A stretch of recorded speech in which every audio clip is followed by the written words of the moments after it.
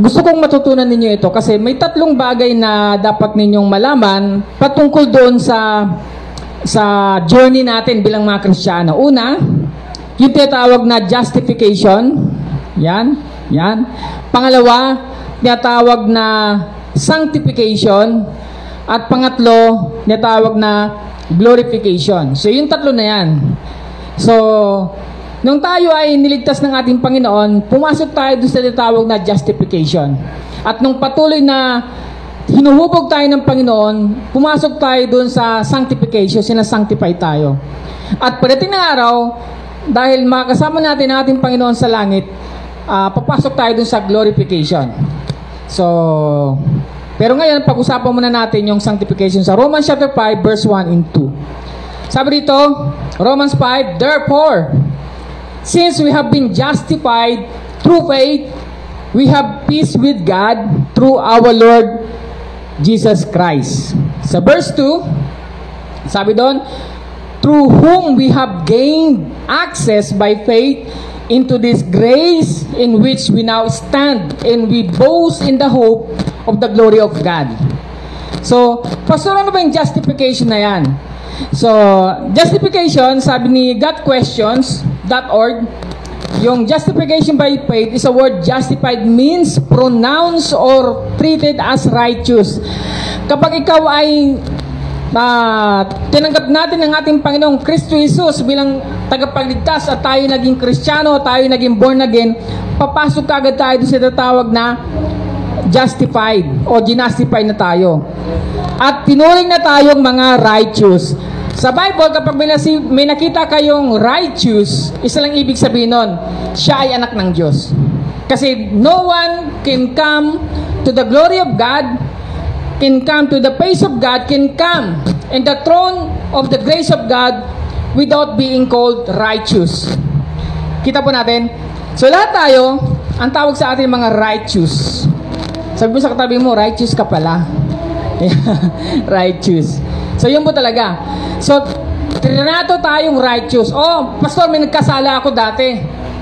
Yun nga sabi doon justified. Alam niyo ba sa korte, kapag ang korte ay nagkaroon ng labanan, bandang huli, kapag pinapawalang sala, gina-justified kung ano yung kasalanan ng tao at kung bakit siya ay walang kasalanan. Kailangan mo siyang ipagtanggol upang ma-justified na masabing hindi ka kasama or hindi ka makukulong or hindi ka mahatulan. Ganon din po yung lagay natin mga Kristiyano. Nung tinanggap natin ang ating Panginoong Kristo Jesus, mula nung naging anak tayo, ang sabi ng Ama, ang lahat ng kasalanan mo ay wala na. You have been justified. At dahil ikaw ay justified, ikaw ngayon ay righteous. Sabi doon, for a Christians, justification is the act of God not only forgiving the believer's sins, but imputing to him the righteousness of Christ. Kaya nga ang tanong, ito mga tanong mga kapatid, sa langit ba, magkakasala ka pa? Yan. Diba? Bakit? Sabi ng iba, sa langit wala nang kasalanan. Eh bakit si Satanas nasa langit na siya? Bakit nagkasala pa rin siya? Kung wala nang kasalanan doon. Di ba? Eh di, lahat pala ng angel doon, nakasama ng ating Panginoon, Diyos amang nasa langit, the triune God, yung kasama pala nila sa langit, ay walang karapatan magkasala dahil nasa langit pala ay puro sinless. Pero bakit si Satanas, si Lucifer, ay nagkasala? Why? Kasi merong isang karakter si God na wala ang mga angel at wala tayo. At kapag yung karakter na yon ay napasa atin, Diyos na tayo. Dahil yung karakter na yon para lang sa Diyos yun. Walang iba kundi ang tinatawag na immutable. Ang Diyos ay hindi nagbabago. Mula noon hanggang ngayon, kailanman hindi siya magbabago. Amin po. Yung brains nyo ba umano na? Parang pastor, parang binigla mo kami Gusto kong matutunan ninyo ito. Kasi maraming aral dyan sa labas na nagsasabi, ganito ka mo, ganito, ganon, hindi. Ang tinuturo ko sa inyo ay para kapag kayo ay napunta at makakausap kayo ng mga taong ganon, masasabi nyo mali yan. Hindi yan ang turo sa amin ng pastor. Mali yan sinasabi mo. So, Kaya si Satanas nagkasala kasi siya ay mutable. Sabi sa Bible, lahat ng nilikha ng Diyos ay good. Amen? Walang bagay na nilikha ang Diyos. Kaya wag niyong pararatangan na siya ang may author ng evil. Hindi siya ang author ng evil. Hindi siya ang creator ng masama. Kasi sabi ng iba, lahat naman pala tayo, si Lord naman ang nag-ano sa atin, nagpapagalaw sa atin eh.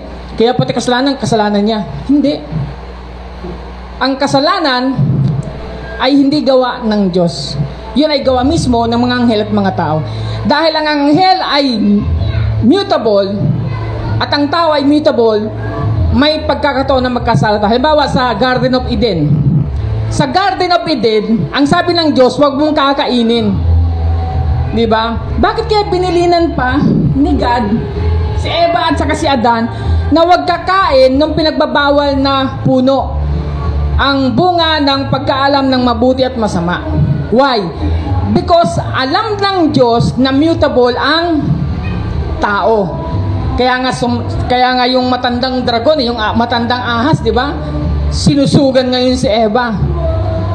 Na, sabi ganon, totoo ba na ikaw'y mamamatay? Kasi alam nila eh. Di ba? Pero ang kamatayan doon kasi ang pagkahiwalay nila sa Diyos. Kaya nga nung kinain nila, bigla nagkaroon ng tinatawag na separation. Nagkaroon ng tinatawag na broken na kailangan pang sabihin ng ating Panginoong Diyos Ama, where are you? Nasaan ka? At minsan kapag nagkakasala tayo, yun din ang sinasabi ng ating Diyos sa atin. Where are you? Nasaan ka?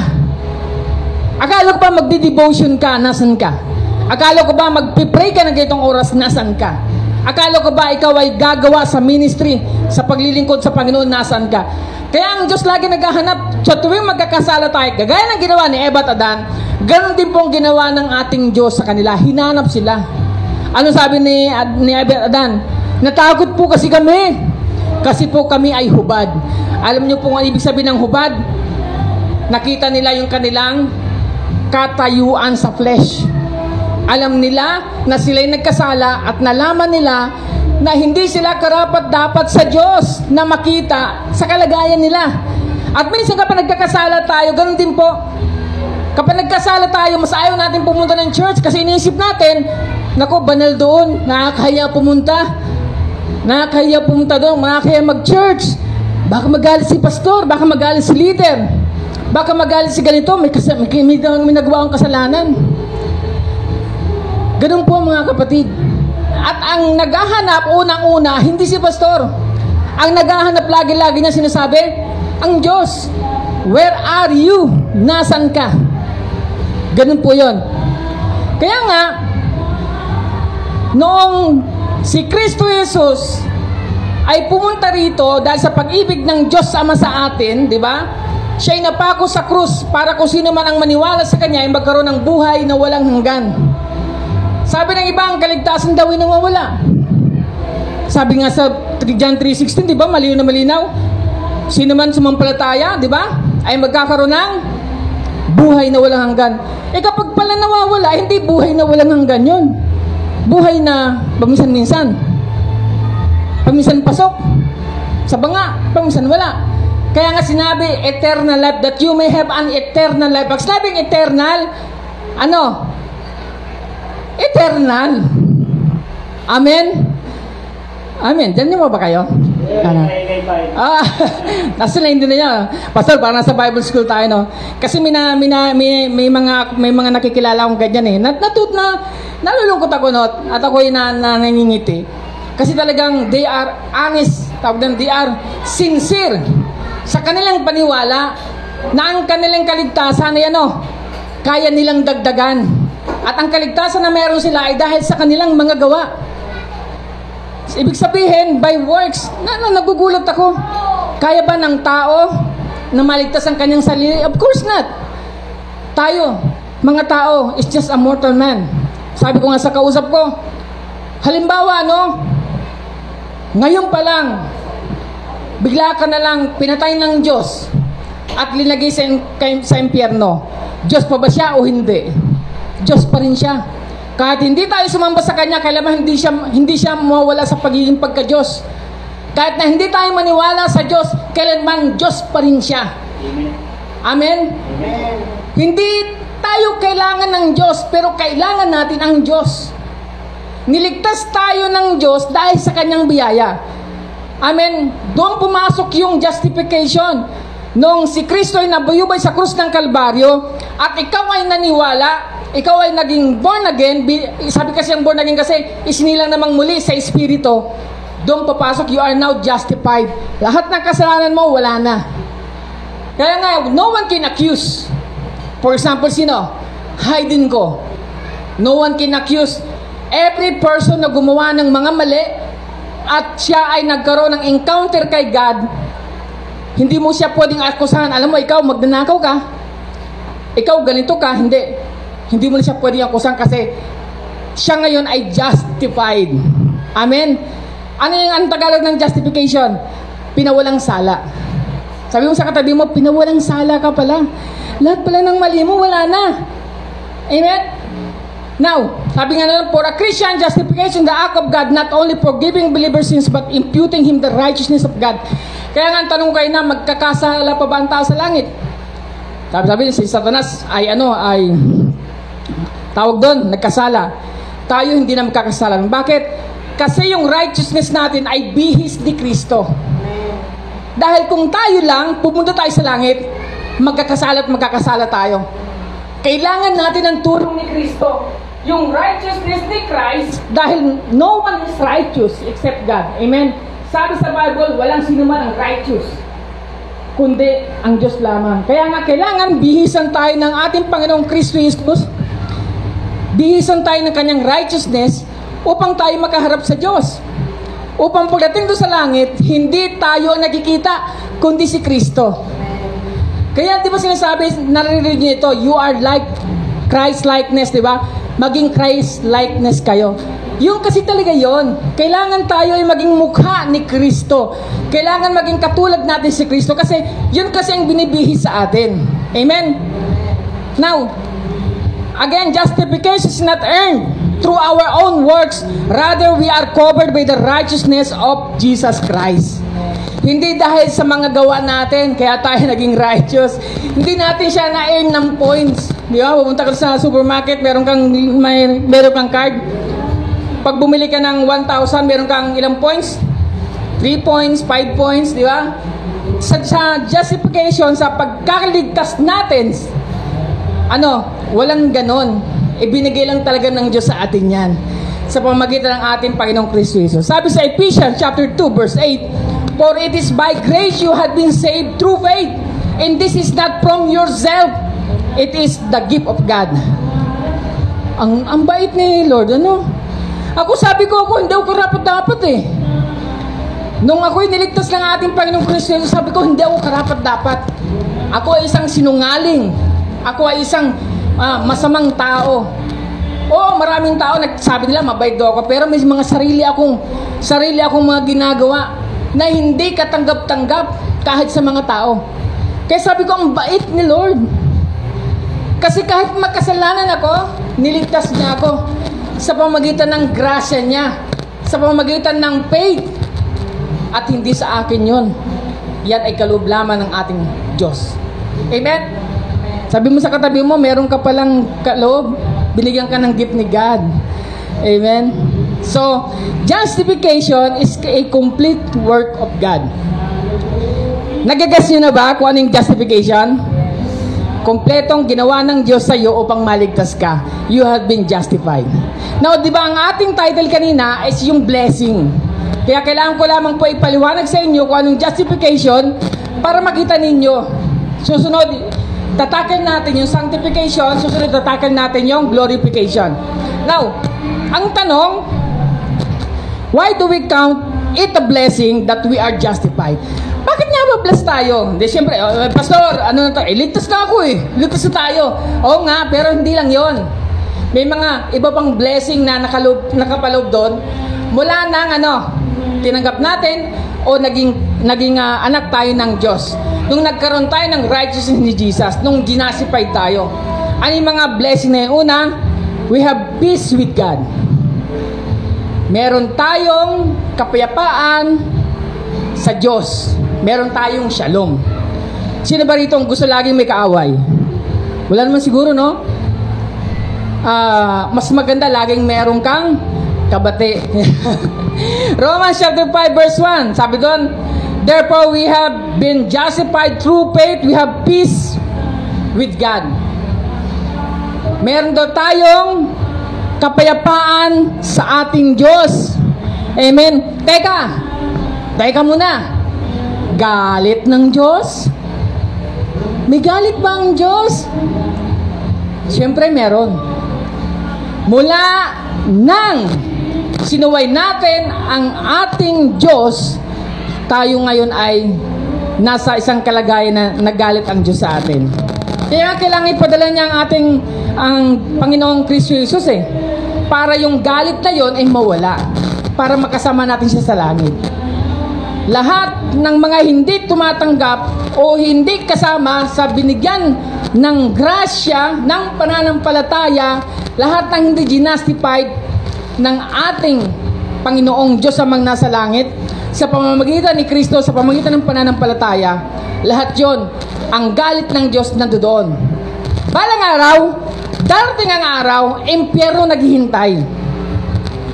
Dati, hindi ko tumatanggap kawawa naman po. Kawawa naman ang mga bata, mga matatanda, na wala ng kakayahan. Pero niribig ako ni Lord. Ibig ba sabihin, kung sila'y mapahamak dahil hindi sila sumampalataya, hindi na ako Diyos? Hindi na ba siya Diyos? Tandaan natin, lahat ng law rito, lahat ng law, hindi bounded si Lord. Hindi po pwede naglagay ka ng bawal tumawid dito, at kapag tumawid si Lord, sasabihin mo, Lord, hindi ba, teka muna Lord, naglagay ako ng bawal tumawid dyan, ba't tumawid ka? Hindi pwede. Dahil hindi siya sakop ng, hindi siya sakop ng batas. May galit ang Diyos. Santiago chapter 4 verse 4, kayong mga mangangalunya, hindi ba ganinyo nalalaman na ang pakikipagkaibigan sa sanlibutan ay pakikipag-away sa Diyos? Magipagkaibigan ka sa sanlibutan, magkikipag-away ka na pala sa Diyos. Sino mga nag-ibig na maging kaibigan ng sanlibutan ay magiging kaaway ng Diyos. May kaaway pala si Lord. May kaaway pala ang Diyos. At sinabi sa Biblia, lahat ng mga nakikipagkaibigan sa sanlibutan. Ano yung nakikipagkaibigan sa sanlibutan? Nauso yung sex, love, and violence. Hollywood, lahat, ganun na rin pinaggagawa nila. Nauso si Rolling Stone. Alam mo yung Rolling Stone? Yung bumabatak, Rolling Stone yun, doon kinuha yun Lahat ng mga tao, ganun din, alam, pagulong tayo ng bato. Baka meron dyan. Nagkikipagkaibigan sa sanlibutan. Nauso yung nakawan sa gobyerno, magnanakaw ka na rin. Nakikiuso sa sanlibutan, nakikipagkaibigan sa sanlibutan. Kapag ginanon lang, huwag ka maingay atin-atin lang to, kaibigan mo ng sanlibutan. Mangyayari, ang galit ng Diyos ay mapupunta sa'yo. Ang puot ng Diyos ay darating sa'yo. Bakit? Nakikipagkaibigan ka sa sanlibutan. Sunday na Sunday, wala ka sa pagsamba. Nakikipagkaibigan ka sa sanlibutan. Pastor, masyado ka namang harsh. Kapag sinabi ko ba ang totoo, harsh na yun? Siyempre hindi. May mga dahilan naman tayo, naintindihan naman ng Diyos yun. Minsan may mga emergency. May mga bagay na hindi talaga tayo makapag-church ng Sunday. Alam ng Diyos yun. Pero I beg you, please, yung kung ano yung pinapasabi na ang ating Panginoon right now, let me be the pastor that will say the whole truth and nothing but the truth. Giving you all the things na gusto ng Diyos na malaman mo. Amen. Hindi ito, wala itong pinariringgan, wala itong pinatatamaan. This is just a purely gospel. Ang gospel, tandaan ninyo, sampulan natin. For God so loved the world. John 3:16, di ba? That He gave His one and only begotten Son, that whosoever believe Him shall not be perished but have an everlasting life. Una-unahin natin, for God so loved the world, mahal ng Diyos ang mundo. That He gave His one and only begotten Son, binigay niya ang kanyang bugtong na anak. That whosoever believe in Him, kung sino man magniwala sa Kanya, susunod, will not perish. Ano ba sabi yan? Hindi mapapahamak. So ang gospel, lagi-laging merong pagsasabi ng kapahamakan. Hindi ka naligtas dahil si Lord, puro siya love. Naligtas ka kasi nakita mo yung kapangyarihan ng Diyos, ang pagmamahal niya, ang pag-ibig niya, nakita mo, in spite na ikaw ay mapupunta na sa impyerno, in spite na ikaw ay mapupunta na sa dagat-dagatang apoy, dahil alam mong nagkasala ka, inibig ka, at dahil tinanggap mo ang ating Panginoong Kristo Jesus, magkakaroon ka ng buhay na walang hanggan. Apat na yugto yan. Kaya yun po yung gospel. And yan po yung sinasabi ko. Sabi nga na, ay ulitin ko, sino man ang mangibig na maging kaibigan ng sanlibutan ay magiging kaaway ng Diyos. Alam mo, marami sa Hollywood ngayon, binibenta ang kanilang mga kaluluwa. Binibenta po. Sa TikTok ngayon, ganun na ang nangyayari. Dati, sa Hollywood lang. Ngayon, pinarami na ang branch. Pinaigting na yung branch ng pagbibenta ng kaluluwa. Sipin mo dati, mga nagpapakita lang ng mga kung ano-ano, mga hapit na damit, kung ano-ano pa. Saan? Sa Hollywood. Mabuti pa nga, kapag manunood ka, hindi mo mapapanood kasi may PJ-13, 16, 17, 19. Hindi ka makakapanood kapag bata ka. Ngayon, hindi na eh. Kahit bata, may hawak ng cellphone, nakikita, nagtitiktok, no? Bakat na bakat eh. Hindi ba pagbibenta ng kaluluwa yon? Kaya sasabihin ng mga tatanda, ano ka ba, magbihis ka, kitang-kita ng kaluluwa mo, hindi ka pa nakahalata. Di ba? Halata tayo. Parang ano kayo ah. parang tawag doon, seryosa kayo. Pero ganun po, no? Mainit. Now, sabi sa Isaiah, chapter 59, verse 18 to 19, He will punish His enemies according to what they have done, even those who have lived in the distant lands. From east to west, everyone will fear Him. In His great power will come rushing like a strong wind. Rushing river like a strong wind. So yung punishment ng ating Diyos, darating. Amen? Romans chapter 5 verse 1, sabi doon, therefore, since we have been justified through faith, we have peace. Meron tayong kapayapaan. Dahil justified ka, may kapayapaan tayo sa Diyos. Di ba maganda nga yun, di ba? Alam mo, hindi galit sa iyo ang Diyos. Mahal ka ng Diyos. At nang niligtas ka niya, siya ay nakangiti at hindi ka niya kaaway. Siya ay may compassion sa iyo, may provision sa iyo kasi ikaw ay kanyang minamahal. Amen. So ano bang ibig sabihin ng peace na ito? Sa Greek word, ang tawag dito ay erin. Yan, basahin nyo na lang, erin. Irene. Pero Irene yan eh. Irene. R-A-N-A-Y. Irene. So, pag sinabing peace, ibig sabihin yan, a state of national tranquility. Walang away. Exception from the rage and havoc of war. Kaya sa isang bansa, napakahalaga na magkaroon ng peace. Ang Russia at Ukraine nag-aaway ngayon. Noong, kailan ba yung kahapon, nilusob ngayon, umaga-umaga, nilusob ang bansang Israel. So, walang tranquility. At tayo, kapag sinabing peace sa Panginoon, alam mo, exempted tayo dyan sa rage and havoc of war. Salamat anak, pagpalain ka ng ating Diyos Ama. Now, pangalawa, security, safety, prosperity, and felicity. Yan po ang ibig sabihin ng shalom o yung irony. Irony. Because peace and harmony make and keep things safe and prosperous. Kapag walang kapayapaan, walang kasaganaan. Agree ba kayo doon? Pag walang kapayapaan, walang kasaganahan. Minsan napakasagana ng isang lugar, pero pag walang kapayapaan, hindi umuunlad ito. Amen? Naalala ko dun sa amin, sa probinsya namin. Dahil walang kapayapaan kahit na kalsada hindi maipatayo. Why?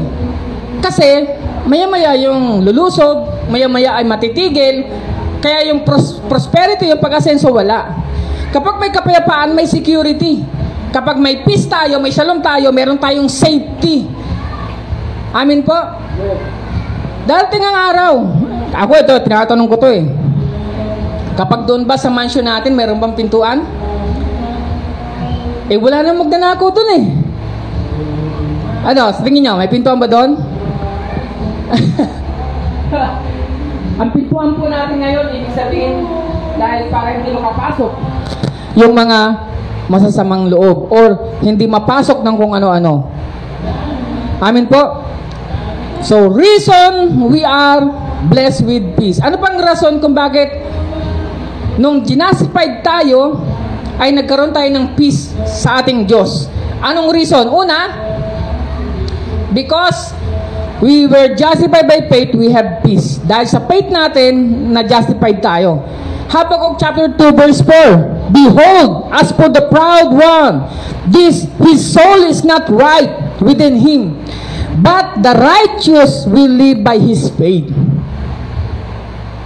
Kapag righteous pala tayo, kung paano tayo mamuhay, ay mamuhay dapat tayo sa pananampalataya. May problema, anong gagawin natin? Manampalataya. Kaya ng Diyos yan. Amen? Kung may kakulangan, anong gagawin natin? Mamuhay tayong may mananampalataya. Righteous tayo eh. Kailangan mamuhay tayo doon. At pag sinabing righteous, pag sinabing live by His faith, ano bang faith na yan? Siyempre, lahat ng pinapagawa ng ating Diyos, according to the Bible, gagawin natin.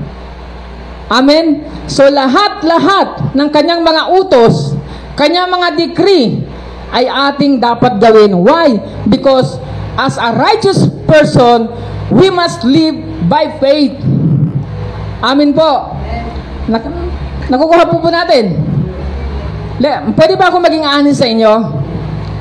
Alam niyo po, kapag tayo ay talagang tunay na righteous, ang lahat ng ating ginagawa ay may kaugnayan sa pananampalataya. Pag walang kaugnayan sa pananampalataya ang ating lahat ng ginagawa, then questionable ang ating pagiging righteous. Are we really righteous before God? Amen po? Ano ba yung mga kinalulugdan natin? Ano ba yung mga ginagawa natin? Ano ba yung pinag-aaksayahan natin ng panahon? May kaugnayan ba yun sa pananampalataya natin?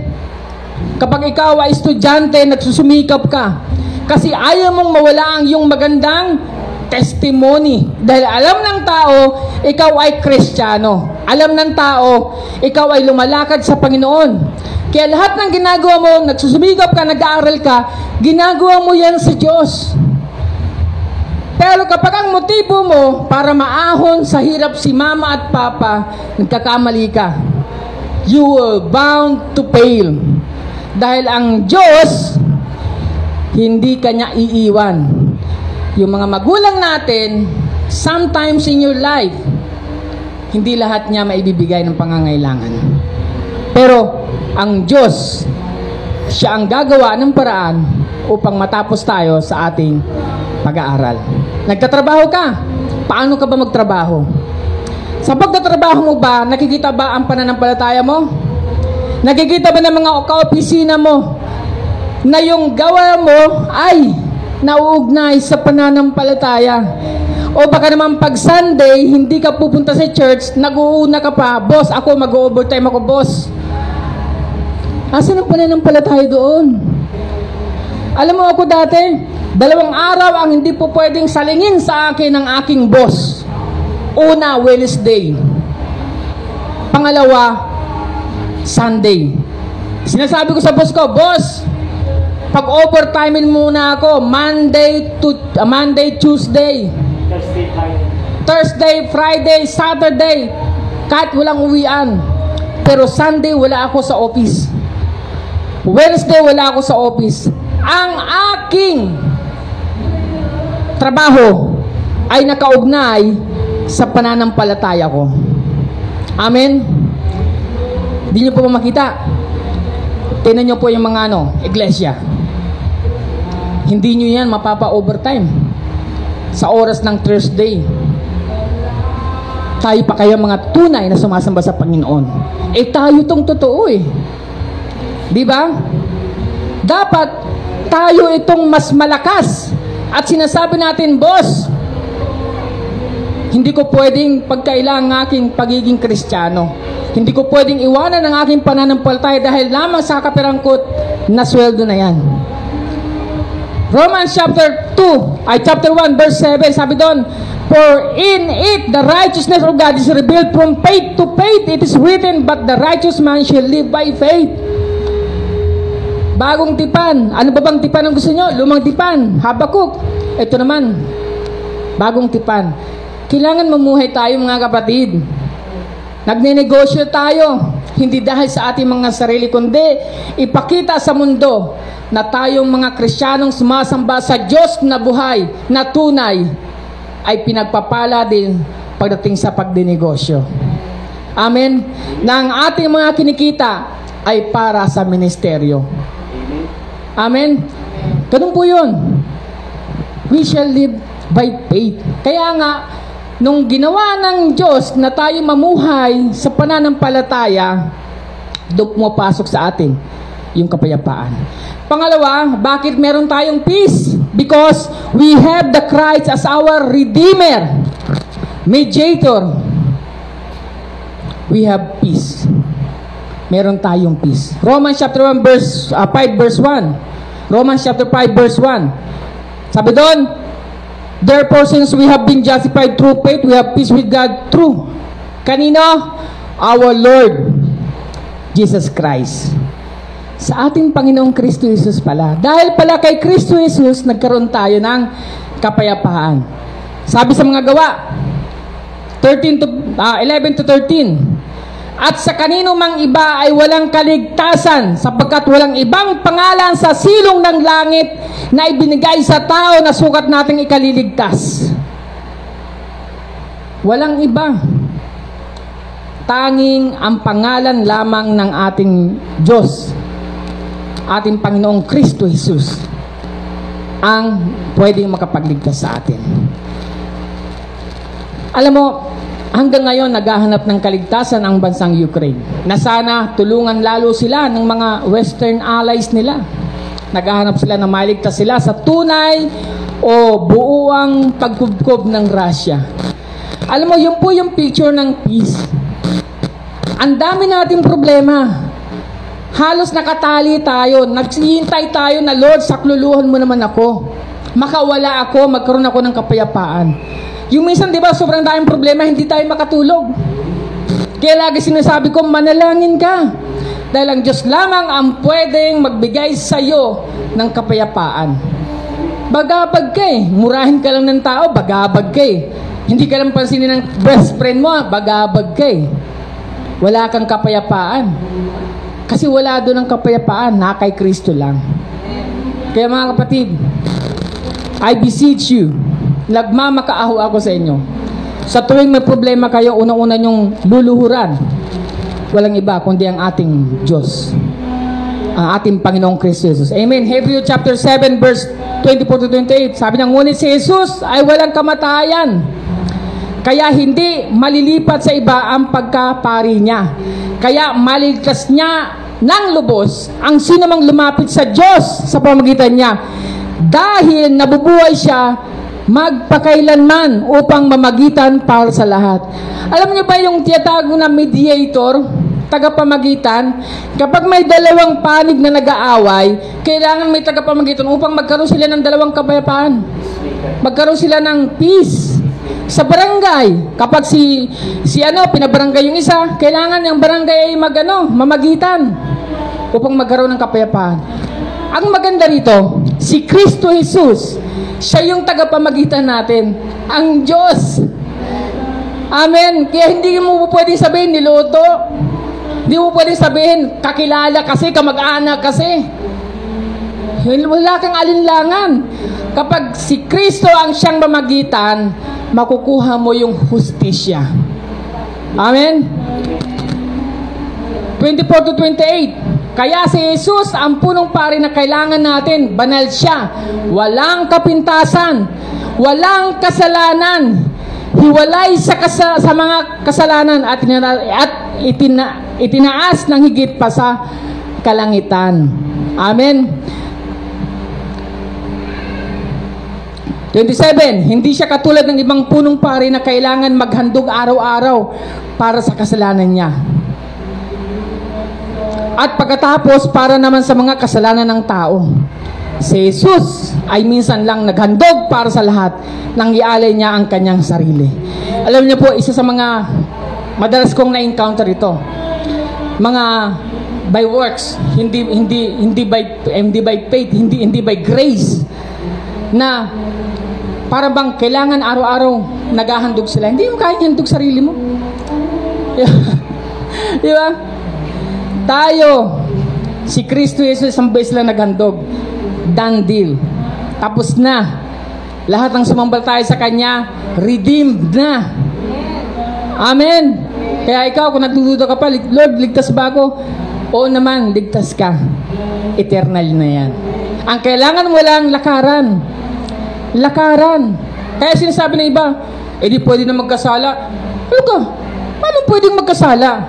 Halimbawa ako, si Samuel, meron akong perang 50 million. Ha? Sabi ko kay Samuel, Sam, ito yung 50 million bibigay ko sa'yo. Pakiusap ko lang sa'yo, maging mabuti kang tao. Alam mo, sa tuwing makakagawa siya ng kasalanan, mahihiya siya sa akin. Ganon din dapat ang ating damdamin. Sa grasya ng Diyos, dahil tayo'y makasalanan, iniligtas tayo ng ating Panginoong Kristo Jesus, magagawa mo pa bang magkasalang muli? Di ba? Kaya mo ba yun? Niligtas ka. Alam mong patapon na buhay mo. Niligtas ka. Alam mong wala ka ng pag-asa, binigyan ka niya ng hope. Niligtas ka. Ilinagay ka sa tunay na pagsamba. Maatin mo ba na magkasalang muli? Masisikmura mo ba na ang Diyos na lagi nakatingin sa atin, walang habas na parang wala kang nakikita, gagawa ka ng kasalanan na alam mo namang nakikita ka niya dahil anak ka niya? Kaya mo ba yon? Siyempre hindi. Kaya mo ba ng banal na espiritu na nagsabing huwag mong gawin yan, sinusupil mo siya? Wow! Ba't ganun? Siyempre hindi. Kaya ka nakakagawa ng kabutihan, kaya hanggang ngayon, nasa tunay na pagsamba ka, kasi ang Diyos sa langit na makapangyarihan, hindi niya hinahayaan magkasala ka niya ng lubos-lubusan. Amen? At kahit ngayon, nagkakasala ka, nire-remind sa'yo ng Diyos, ng banal na espiritu, anak, tigil mo na yan. Amen? May nagsabi sa akin, may will kasi ang tao. Sabi ko, ang lakas mo naman pare. Ang galing mo. Buruin mo, ang banal na espiritu na nasa sayo, kaya mong i-kick out, paalisin. Mas makapangyarihan ka pa pala sa Diyos. Yung will mo, mas makapangyarihan sa Diyos. Akala ko ba ang Diyos ay almighty? Ano ibig sabihin ng almighty? Makapangyarihan. Walang hanggang kapangyarihan. Anong ibig sabihin ng God is sovereign? Walang bagay na hindi niya kayang gawin. Wala siyang bagay na hindi niya nakikita. Walang lugar na hindi niya napupuntahan. Tapos ikaw, sasabihin mo, Pastor, basta yung will ko, kaya ko siyang i-reject. Oh, come on. Nag-gets niyo po? Kaya minsan may makakasalamuha kayo niyan. Sasabihin sa inyo, by works. Alam niyo ba yung mga reliyon na by works? Doon na yung yung dati kong reliyon. By works yun. Kailangan mong magdasal kung kani-kaninong santo. Sabi nga, si Jesus na ang mediator eh. Ba't ka pa pupunta kay San Luis? Pati internet, meron na rin. Ano yun? Di ba? By works yun. Si Buddha, by works din eh. Kailangan pumunta sa templo, mag-alay ng ari-arian, kung ano-ano pa. At para mapunta sa langit, kailangan magsunog ka ng mga papel na korteng kotse, diba? Korteng bahay, dahil yun daw ang magiging bahay niya sa langit. Di wow. Pwede ba yun? Mauuto ba nila ang Diyos? Ay, Yung anak ko, nagsunog ng bahay, kailangan mahanda ko na yung bahay dito. Pwede ba yon? Kaya ba niyang utusan ng Diyos? Hindi. At kahit tayo, wala tayo sa ganung kalagayan. Kaya tayo nakakasamba, kaya tayo naririto sa church dahil sa grasya ng Panginoon sa kanyang kapangyarihan. Na kahit ang dami nating pupuntahan, kaabalahan, nandito tayo. Why? Because the love of God compels us to do the right thing because of our faith. Na kailangan mag-manifest at makita at sabihin natin kay Lord, Lord, this is your work. Nilalakarin na lang namin to. Amin po. Hebrews chapter 7 verse 28. Ang mga tao na naging punong pari ayon sa kautusan ay may mga kahinaan. Si Lord, walang kahinaan. Ngunit ayon sa sinumpaan ng Diyos, matapos maibigay ang kautusan, itinagan niya ang kanyang anak na maging punong pari magpakailanman dahil natupad nito ang layunin ng Diyos. Ganda talaga ng Bible verse na to, ano? Are you learning so far? Or are you far from learning? Pastor, hindi ko na nakikina. Alam mo, masarap mag-aaral ng salita ng Diyos. Apocalypse chapter 19 verse 15. At sa kanyang bibig ay lumalabas ang isang tabak na matalas upang sa pamamagitan nito ay sugatan niya ang mga bansa at kanyang pagharian ng tungkod na bakal at niyuyukaran niya ang pisaan ng ubas ng kabangisan ng kagalitan ng Diyos na makapangyarihan sa lahat. Yan si Kristo. Hindi natin kaya yan. Kaya wag tayong maging wag tayong maging palalo na para bang wala tayong Diyos. Amen? Pinampunin nyo. Pinawalang sala, yan ka kay Kristo. Yan ka kay Kristo. Yan ka kay Kristo. Pinawalang sala ka. Malaman mo pa lang, may kapayapaan na ang nadarama. Amen po? Pangalawang points, ang haba ng introduction ko, no? Ito, mabilis na lang to. Why we have, what is the blessing of being justified? It gives us access to our standing in the riches of God's grace. Amen. Romans chapter 5 verse 2, sa 2 tayo. Sabi niyo, through whom we have gained access by faith into this grace in which we now stand. Ang ating tinatayuan, yung grace na yon. And we boast in the hope of the glory of God. Ano ibig sabihin nun? Una, our access to God comes through the Lord Jesus Christ. 1 Peter chapter 3 verse 18, because Christ also suffered once for sin. Isang beses lamang siyang pinahirapan dahil sa kasalanan. The just for the unjust. Kita niyo yan? Sabi doon, the just for the unjust. Pinahirapan si Kristo. Walang kasalanan. Para yung justification na yon para dun sa mga unjust. Sino ba yung mga unjust? Tayo yun dati. Yung mga hindi sumasampalataya, yung mga walang righteousness. To bring you to God by being put to death in flesh but by being made alive in the Spirit. Amen po. Ephesians chapter 2 verse 18, so that through Him we both have access in one Spirit to the Father. Nung justified tayo by faith, yung blessing natin, nagkaroon tayo ngayon ng access sa Diyos. Sabi mo sa katabi mo, access. Yan. Hindi ito access 1, ha? Yung mga nag-access 1 kahapon. Pag sinabing access, meron kang ticket, meron kang susi. Di ba? Hindi ka po pwedeng pumunta sa isang lugar. Kahit sa LRT, pag wala kang ticket, wala kang access. Pero dito, dahil sa ating Panginoong Kristo Jesus, meron tayong access ngayon sa ating Diyos. Amen. Sa Ephesians chapter 3 verse 12, in whom we have boldness and confident access to God by way of Christ's faithfulness. Dahil pala sa faithfulness ni God, ng ating Diyos Amang, Diyos Anak, dahil sa faithfulness ng ating Panginoong Kristo Jesus, nagkaroon tayo ng access.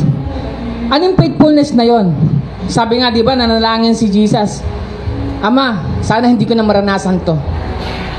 But your will, thy Your will, thy will be done. Sabi niya. Ang yung kalooban ang siyang masunod. Pangalawa, our access to God put us in a permanent standing in the riches of God's grace. Ephesians chapter 2 verse 7, to demonstrate in the coming ages of surpassing wealth of His grace and kindness toward us in Christ Jesus.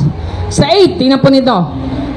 Ephesians chapter 3 verse 8, to me, less than the least of all saints, sabi ni Paul, this grace was given to proclaim to the Gentiles the unfathomable riches of God. Sabi niya, kahit ako yung pinaka-least, pinaka-mababa, hindi karapat-dapat, pero yung grace nito ay binigay para i-proclaim. Yun po yun, kapatid. Tanungin ko kayo, bakit kayo binigyan ng grace? Sabi ni Paul, to proclaim. Kaya dahil sa binigyan ka ng grace, dapat nag-witness ka, nagpo-proclaim ka, nag-go ka.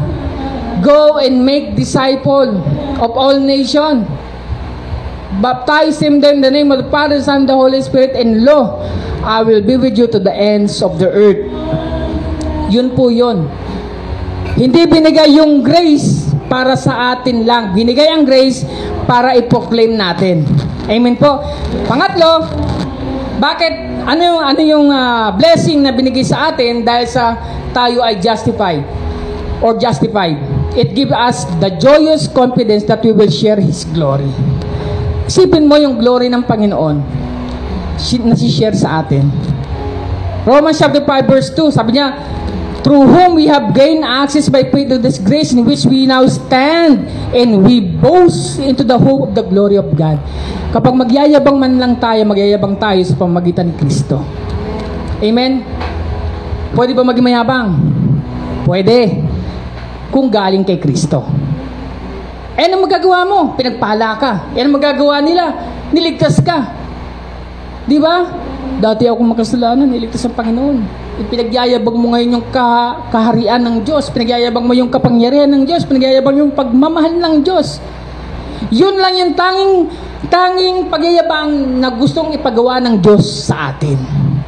Pero pag sinabi mong dahil sa akin, ako, yan, pag wala na si Kristo, nako, yun na, delikado na talaga. Delikado. Pero kapag sinabi mo, by the grace of God, that I can stand, I can sing, I can minister, I can do the works of the Lord because of Christ. Pwede yun. At papalakpak pa yung mga anghel sa kalangitan. Pero pag sinabi mong, dahil sa akin, yung aircon na yan, dahil sa akin yan. Yan. Yung TV na yan, dahil sa akin yan. Yan. Kaya siguro nasira ito, no? Baka may nagangkin dito. Wala naman. Baka may sa puso, eh. Baka may nagsabi, yan, ang TV na yan, akin yan, ha? Yan. Kung magyayabang tayo, mga kapatid, magyabang tayo kay Kristo. Siya. That is what you call share glory. Sharing in God's glory is our certain future. Romans chapter 8 verse 24 to 25. For in this hope we were saved, but hope that is seen is no hope at all. Who hopes for what they have already have? But if we hope for what we do not yet have, we wait for it patiently. Amen po. May certain future tayo. Kaya ako madalas ko marinig to dati nung hindi pa bata-bata pa akong Christian. Basta ako meron akong mansion sa langit dahil kay Kristo. Ako naman parang kakaiba yun ah. Dito nga ano lang to eh. Squatter lang to rito eh. Mansion ka pa diyan. Di ba? Doon lalakad ako sa mga ginto. Dito nga ni isang silver wala ka eh. Di ba? Pero kapag nakilala mo ng ating Panginoong Kristo, ang dami niyang promise. Amen. Exodus chapter 33 verse 18 to 24. Then Moses said, "Now show me your glory." Sabi ni Moses. And the Lord said, "I will cause all my goodness to pass in front of you." Gusto niyo ba yun? Sabi ni Moses, pakita mo sa akin yung glory, Lord. Sabi ni Lord, yan lang ba ang kailangan mo? Makikita mo sa harapan mo ang lahat ng aking goodness, lahat ng aking kabutihan in front of you.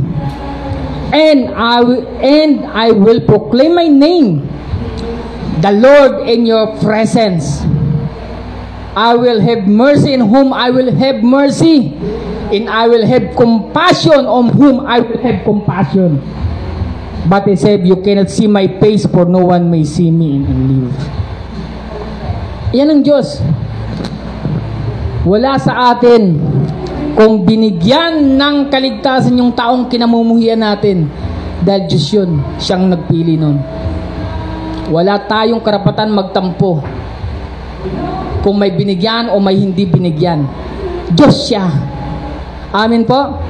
That is reverence. Pag sinabing reverence, let God be God. Let God be God. Hayaan mo ang Diyos ay maging Diyos. At kahit ayaw mong maniwala, Diyos pa rin siya. Kung pinili ng Diyos na isang bansa ay maimpyerno, let God be God. It is not your business. Hindi mo alam yung nangyayari. Hindi mo alam kung anong nakita ng Diyos. Kung bakit pinalubog niya ang Sodom and Gomorrah. Bakit pati mga bata sa Sodom and Gomorrah kasama sa natupok. Bakit yung pamilya lang ni Lot ang naligtas. Let God be God. Diyos siya. Siya ang nakakaalam. At kapag hindi ka naniwala doon at sinabi mo, Lord, para namang masyadong tragic, then ikaw ay pumapasok sa kaisipan ngayon ni Satanas. Di ba sabi ko sa inyo, pinakamabait si Satanas, pero ang pinakamabuti ang Diyos. Minsan ayaw natin nung gamot na mapait. Si Satanas, papalitan niya ng hindi mapait. Walang alambisa. Pero ang Lord, kahit mapait yan, paiinumin sa yan. Kasi kailangan mo. Kailangan mong gumaling. Kahit mapait na rebuke, i-review ka. Magsisi ka na. Dahil yun ang kailangan mo. Ganun kabuti si Lord. Si Satanas, huwag mo sasabihin yan. Nakaka-offend ka naman. Yan ang mga lingwahe ni Satanas. Wala kang relationship. Relationship ka muna bago may rebuke. Relationship muna. Si Lord, walang ganun-ganon. Magsisi ka na. Diba? Nineveh. Sabi ni Jonah, ilang araw lang, magugunom na to. Nagmakaawa ba si Jonah? Sinabi ba ni Jonah na magano kayo? Na magpatira pa kayo? Sinamahan ba niya yung hari at nakiusap sa hari na alam mo gugunamin ito? Hindi. Hindi niya ginawa yon. Sinabi lang niya magugunaw to kung di kayo magsisi. At nangyari nga, nakinig. Hindi na nakipag-BFF pa doon si Jonah sa hari at sa mga taga Nineveh. Galit nga siya dun eh. Minsan, mali ang ating perspektibo ng tama at mali, mabuti at mabait. Minsan pag mabait, diyan nagsisimula yung mga kutsabaan. Ang bait kasi ni friend, kaya okay lang na nakikita niyang gumagawa ng kalokohan yung kaibigan niya. Mabait kasi ako eh. Okay lang yan, friend. Naunawaan kita. I understand you. We have a relationship. Pero pag mabuti yung friend mo, friend, wag ganyang friend. Pangit siyang friend. Mali na yung ginagawa mo, friend. Hindi ka ba na kay Lord? Hindi ka ba nahiya ka kay Lord?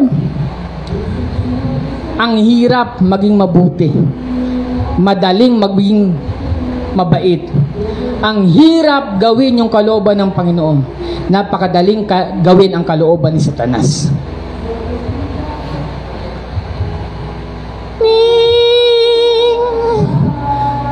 Are you learning?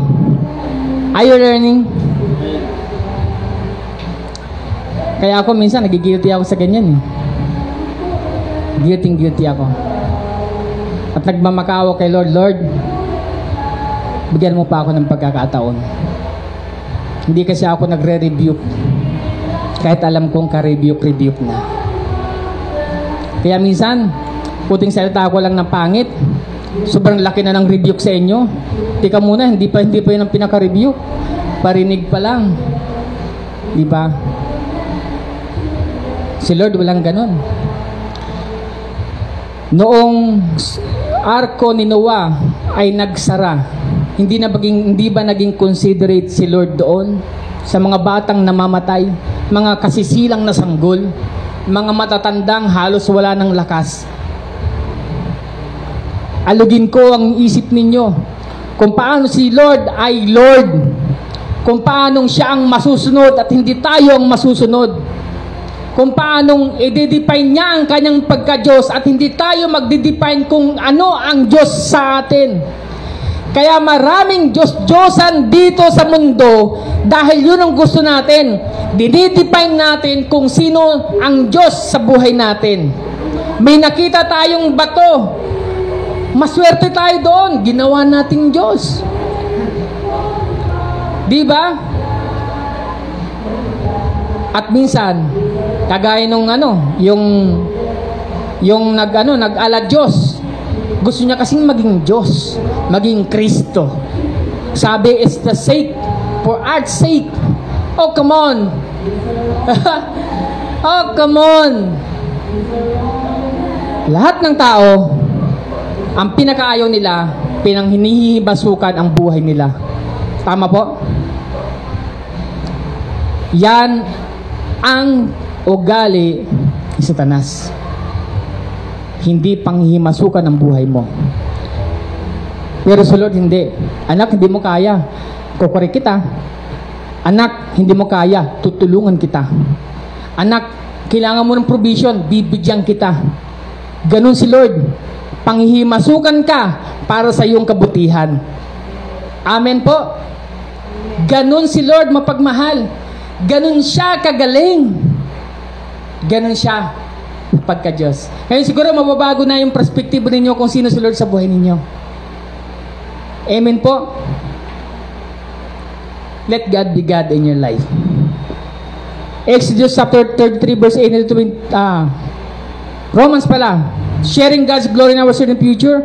Romans 8:24 to 25. And then nagbago pala tayo. Exodus 33:18 to 24. 18 to 23. Then the Lord said, there is a place near me where you may stand on a rock. When my glory passes by, I will put you in a cliff, in a rock, and cover you with my hand until I have passed by. Yung glory ng Panginoon, ang kakamatay. Kaya nga kailangan pa siyang bigyan ng cover. Yung kamay ng Diyos, kailangan pa siyang proteksyonan. Then I will remove my hand and you will see my back, but my face must not be seen. Ganun magpakilala si Lord. Alam mo kung anong rito? Pinakamagandang explanation dito. Alam mo si Lord, ipapakita niya ang kanyang paggalaw, ang kamay. The hand. Anong ginagawa ng hand? Gumagawa, tumutulong. Amen po. May paabang tumutulong? Wala, di ba? Kamay lang. Kamay. Kaya nga sinasabi, tayo daw kailangan maging kamay din ng Diyos. Nakita ng mata, sabi ng mata, uy, may nangangailangan ng tulong. Kailangan ng pagkain para sa mga bata. Sabi ng bibig, sabi ng mata, bibig, sabihin mo nga kay kamay. Yung kamay, yung bibig naman sasabi, uy kamay, kailangan niyang tumulong, puntahan mo ngayon. Si kamay, gustong tulungan, oo kamay, gustong ko ng tulungan, may pera na ako, may pagkain na ako. Kaso hindi ako makakapunta doon hanggat hindi kumikilos si paa. Yung paa, sige na, puntahan mo na para may bigay ko na ito. That is the body of Christ. Iba-iba tayo ng function, pero iisa ang mithiin. We are the feet, the hand of God. But the hand of God, kaya sa Exodus chapter 33 verse 21 to 23, makikita mo dyan yung kamay niya, papakita ni Lord sa'yo para malaman mo nga nandyan siya. Amen? Pangalawa, the confidence of sharing God's glory causes us joyous exaltation. Right, dito po magtatapos. Sabi niya, Philippians chapter 3 verse 3, for we are the circumcision, the ones who worship by the Spirit of God, exalt in Christ, and do not rely on human credential. Itataas ka naman ng Panginoon eh. Hindi nga lang sa credential mo, kundi dahil kay Kristo. Amen po. Meron ba ritong naglilingkod sa Panginoon? Sobrang marugdob na naglilingkod sa Panginoon at hindi tinataas ng Diyos? Wala. Kapag nalaman nila na ikaw ay Kristiyano, ikaw ay lingkod ng Panginoon, unti-unting itataas ka ng Diyos. Nagiging ilaw ka sa lugar kung saan nandoon ka. Romans chapter 3 in 4. Not only so, but we also glory in our suffering. Dito pa magtatapos ha, dalawang verse. Di ba kanina, Romans chapter 5 verse 2 to 1. Babasahin ko lang itong 3 hanggang 5 para mas lalong makumpleto. Not only so, but we also glory in our suffering because we know the suffering produce perseverance. Inaalaw ng Panginoon yung ating suffering para magkaroon tayo ng perseverance. At yung perseverance, nagiging character. At yung character, nagiging hope. And hope does not put us to shame. Because God's love has been poured out into our hearts through the Holy Spirit whom has been given to us.